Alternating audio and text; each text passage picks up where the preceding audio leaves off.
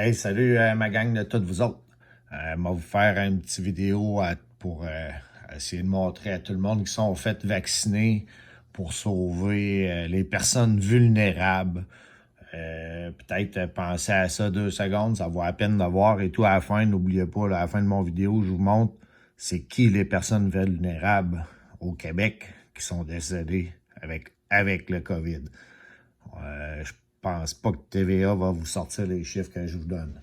Fait qu'on voit ici Oscar de la Hoya, un boxeur légendaire. Il a gagné dans toutes les classes, dans plusieurs classes, mais champion olympique, dans plusieurs ligues différentes. Il a 48 ans présentement. On va voir, il a eu ses 2 vaccins, peut-être pour protéger les personnes vulnérables. On va voir que dans le groupe de 48 ans, ils ne sont pas vraiment vulnérables en temps normal. Lui, je voulais que vous entendiez, c'est une petite vidéo, je vais vous le faire écouter. C'est juste que là, il va être traduit un peu. Puis c'est pas exactement ça qu'il dit non plus, là, mais traduit du mot en anglais de ce qu'il a écrit lui-même sur son compte le 3 septembre, il y a quelques jours. Je voulais que vous entendiez directement de ma part que malgré le fait d'être complètement vacciné, j'ai contracté le COVID. Je ne pourrais me battre en fin de semaine prochain. La préparation de ce retour a été tout pour moi au cours des derniers mois. Et je tiens à remercier tout le monde, formidable soutien. Mais il était supposé d'avoir un combat de boxe, ce gars-là, en fin de semaine. Mais là, il a eu ses 2 doses, puis là, il tombe pogné à COVID. Estamos aquí en el hospital White Memorial. Me siento mal. Il va très mal. Tengo COVID. Mal. Mi pecho no.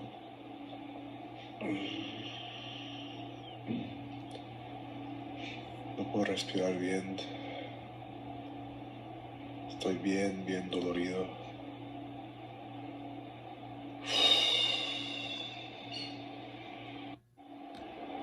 Estamos aquí en el hospital White Memorial. Ça suppose. On voit qu'il dit qu'il va mal. Puis c'est ça, il ne pourra pas se battre en fin de semaine. Fait que ici, moi, j'ai fait un petit graphique avec mon Excel. Mais avant de vous l'expliquer, pour que vous disiez que je prenne mes chiffres n'importe où, on en revient sur mon Internet. Moi, mes sources, j'ai pris sur le site du gouvernement du Québec, inspq.qc.ca/COVID-19 données. Là, c'est par âge, je sais que ça ne serait pas supposé. Je vais avoir la page originale ici, données. Fait que ça, c'est la première page. Toutes les données qu'il y a dans ma grille Excel sont prises sur ces 3 pages-là ici. On a le nombre total de décès, 11 291. On pourrait dire 11 300. On a les cas. Les cas, moi, je vous avoue, je regarde ça un petit peu moins, là. Parce que tu peux être... Avant ça, tout le monde l'avait à grippe, là, sauf qu'on n'en mourrait pas. Ben, je pense que c'est un peu la même affaire. Je vais vous le montrer. Ça, c'est la courbe des décès, mais graduelle. Ça, j'aime autant regarder celle-là. Je vous ferai remarquer que depuis quelques semaines, là, ils ont recommencé le graphique à partir du 20 décembre. Je vais vous montrer sur mon autre, là, j'avais le vieux qui partait du début du 13 mars. Là. Je les ai soudés ensemble. Vous allez voir la 4e vague ici, le petit point qu'il y a là. Ça, c'est la 4e vague. Mais puis c'est rendu sur 50 ici. Là, je sais pas si vous voyez bien, là, mais c'est la grille est sur 5. Là, vous devez le voir ici, là, la grille est sur 50. Avant ça, elle était sur 100. Fait que, pour montrer un peu la différence. Fait que ça, on peut voir les décès là. L'évolution des courbes des hospitalisations présentement. Là.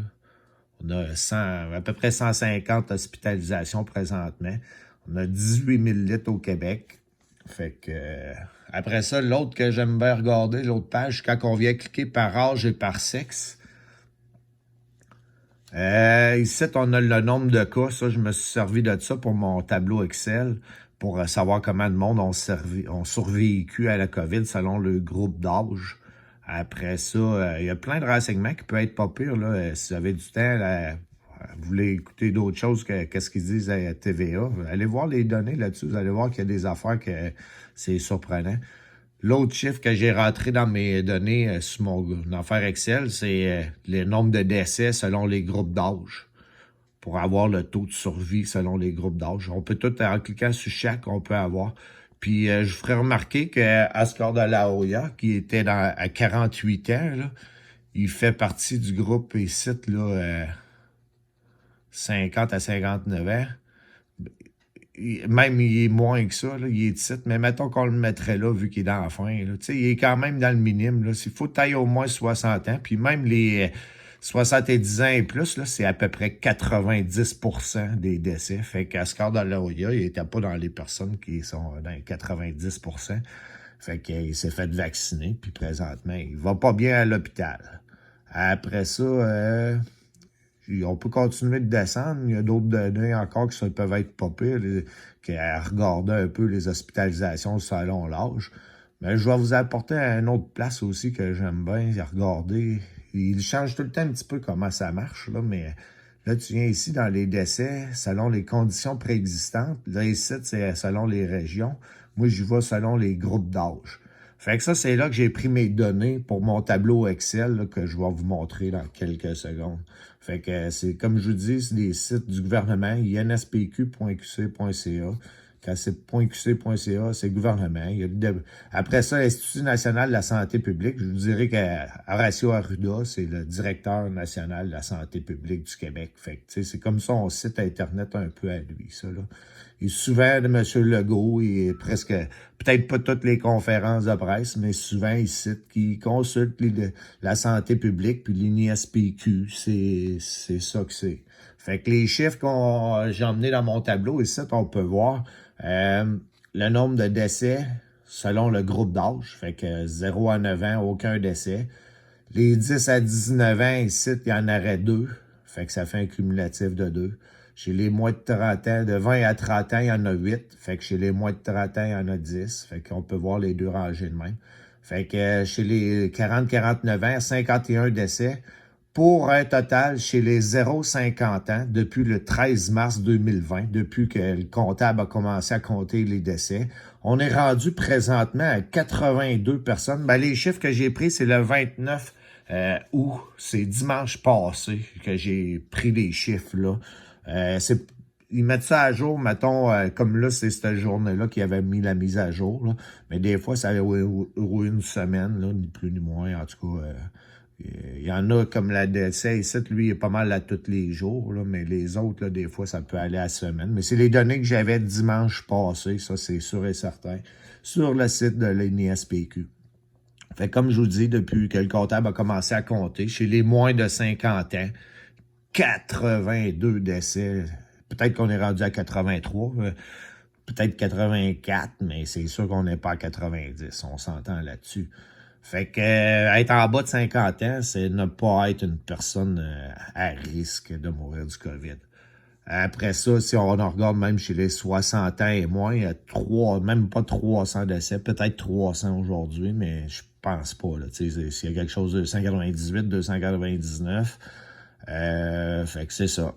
Après ça, on va regarder les taux de survie selon le nombre de cas. C'est pour ça que j'ai pris les cas. D'habitude, je regarde pas ça mais on va regarder qui a eu le COVID, qui en est décédé, comment en sont survécus. Fait que chez les 0 à 10 ans, 9 ans, c'est 100% de survie. 10 à 20 ans, c'est 99,99, 588, c'est pratiquement 100%, ça, mes amis. 20 à 29 ans, c'est presque le même chiffre. 30 à 39 ans, ça se ressemble presque pas mal. Il n'y a pas grande différence. Moins de 40 ans, on est encore même pas 0.001 là, qui en survit, qui en meurt, c'est-à-dire. 60 ans, 99,5. C'était 60 à 70 ans, 97. Là, t'en as 3%, 2,5% qui en meurent. Mais, tu sais, là-dessus, là, à 60 à 70 ans, il y en a qui commencent à aller dans les CHSLD. On va voir que c'est un gros problème dans les CHSLD là, qu'il y a eu là. Après ça, là, tu sais, on peut dire là, les personnes les plus vulnérables, ça, c'est la statistique, moi, que je m'amuse le plus à dire. Tu sais, les personnes, là, ils meurent toutes quand ils pognent la COVID. Moi, quand j'écoute TVA, là, les personnes vulnérables, là, qui pognent la COVID, là, ils meurent toutes, là. Fait que chez les 90 ans et plus, là, je pense que c'est pas mal d'eux autres qui veulent parler. Il y a eu le nombre de cas, 11 406 pour 3 646 décès. Ça fait qu'il y a 68% du monde qui survivent à la COVID. Là. Oui, oui, qui survivent à la COVID. Sur toute la gang qu'il y a là, il y a juste ça qui est mort. Ça fait 7 sur 10 pratiquement qui ont survécu. Puis dans les 3 sur 10 qui en meurent, ben, il y en aurait à peu près la moitié qui seraient pas morts si on leur aurait donné de l'eau puis à manger, selon la protectrice du citoyen qui dit environ 4000 décès ce printemps. Ça, c'est dans le mois de avril, mai, juin 2020 qu'il y a eu à peu près 4000 décès de plus que d'habitude. Puis elle a dit, la protectrice du citoyen, que c'est du monde qui sont morts de faim, ces 4000 personnes-là de plus, dans des CHSLD par manque de main-d'œuvre. L'autre affaire qu'on peut voir, tu sais, même chez 90 ans et plus, qu'il y a quand même 7 chances sur 10 de survivre au COVID. Et il y en a 3360 qui avaient 2 comorbidités et plus. Il y en avait 170 qui avaient juste une autre maladie connue avant. Puis 78 qui avaient aucune autre maladie connue. Ça veut pas dire qu'il n'y en avait pas, là, mais il n'était pas connu, là. Tu sais, c'est du monde, le dossier médical était vierge, là. Mais, fait que, pour mourir de la COVID, il faut que tu aies 2 autres maladies. Puis il faut pas que tu sois chanceux, là, pour être des 3 personnes sur 10 qui en meurent, là. Puis en plus, comme je dis, c'est 3 personnes sur 10, il y en a la moitié qui survivent. Ben là, ça veut dire c'est 1 personne sur 10 qui meurt avec la COVID, là, que s'ils leur auraient donné à manger puis à boire, ils seraient probablement pas morts. Sur la 1 personne et demie qui reste, qui est pas mort de faim puis de soif, ben probablement il est dans cette rangée-là, ici, là. Si on voit vraiment aussi là, 2 comorbidités, là, même chez les 60 à 70 ans, c'est vraiment la première condition là, pour en mourir, avoir 2 comorbidités. Puis en plus, si tu as 70 ans et plus, ou même 80 ans et plus, c'est là que ça fait pas mal. Là. Fait que c'est 83%. Là. Avoir 2 conditions médicales, 70 ans et plus, c'est 83% des décès. Quand je vous dis dans 82 personnes qui sont décédées en bas de 50 ans, je fais juste un petit rappel, 8,5 millions de Québécois présentement. Moi, je dirais à peu près 4 millions chez les 50 ans et moins, là. Fait que sur 4 millions de personnes, il y a 82 personnes décédées avec le COVID, pas nécessairement du COVID, parce que dans les articles de journal, tout ce qui est souligné en noir ici, là, vous marquez ça sur Google, vous allez trouver les articles que je vous dis. Le virus fait sa plus jeune victime au Québec. Mercredi, le décès d'une personne de 16 ans. La presse, le 8 avril 2021, il y a pas longtemps, là, 4 mois. Le porte-parole de Sainte-Justine n'a pas voulu donner des détails sur les circonstances du décès. Elle indique toutefois, de façon générale, les gens qui décèdent en jeune âge de la COVID sont généralement des personnes qui présentaient des comorbidités importantes.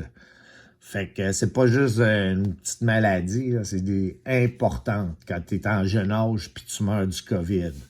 Ça veut pas dire qu'il n'y a pas personne en meurt. Là. Tu vois, comme au Québec, il y en aurait 2. Là. Fait que t'as cette petite fille-là, puis moi, ce que j'ai su, elle, c'est qu'il lui manquait un poumon, là, mais ça, je suis pas capable de le trouver, là, mais j'ai entendu ça. Après ça, on a le petit gars de 19 ans, que lui est mort, là, à peu près un petit peu plus qu'1 an, là, à peu près 1 an, ben juste. Puis que 2 jours après, dans le journal La Presse, le 21 août, si vous voulez le trouver, marqué 19 ans COVID, vous allez trouver ça. C'est le premier enfant de cet âge à mourir au Québec. Je ne comprends pas. Les jeunes ne meurent pas de la COVID, dit le père endeuillé. Fait que c'est son père qui parle au journal. Le fait qu'il avait un faible taux de globules blancs me tique. J'aimerais savoir s'il n'y a pas eu une autre maladie cachée qui n'a pas été découverte et qui l'a tué, dit-il. Si vous lisez l'article, là, si je ne me trompe pas, 2 semaines avant, il est allé à l'hôpital, il filait pas. Ils l'ont retourné chez eux, il était négatif au COVID. Puis il retourne 2 semaines après. Là, il y a le COVID, il en meurt 2-3 semaines après. Puis il est mort du COVID, supposément. Fait que son père, il est pas convaincu à 100%. Ça inclut dans les 82 personnes qui sont mortes aussi, le jeune papa qui a perdu son combat contre la COVID, en gros titre dans le journal. Puis dans l'autre ligne d'après, l'homme avait bon espoir de vaincre un cancer du cerveau et du coronavirus. Fait que... c'est pas trop, là, hein. Es-tu vraiment mort du... Tu sais, c'est ça, c'est un facteur aggravant, ça, je le dénie pas. Mais moi, si tu me donnes le choix entre avoir le cancer du cerveau ou le coronavirus, un des deux, pas les deux, parce que si j'ai les deux, c'est sûr que j'ai pas grand chance de survivre, un peu comme ce monsieur-là. Mais si j'en choisis un des deux, demain matin, moi, là, le coronavirus, j'ai déjà survécu une fois avec soupe poulet et nouilles, puis un peu d'Advil, puis 6 jours après, comme si j'aurais jamais rien eu. J'ai resté chez nous, j'ai pas été voir à l'hôpital, rien. J'ai survécu à ça, moi. Tandis que le cancer du cerveau, je bête pas, là. Ça, je suis pas trop sûr. Je vais vous faire écouter une petite vidéo et tout ici, là, que j'ai trouvé pas pire. C'est M. Legault qui va nous dire que M.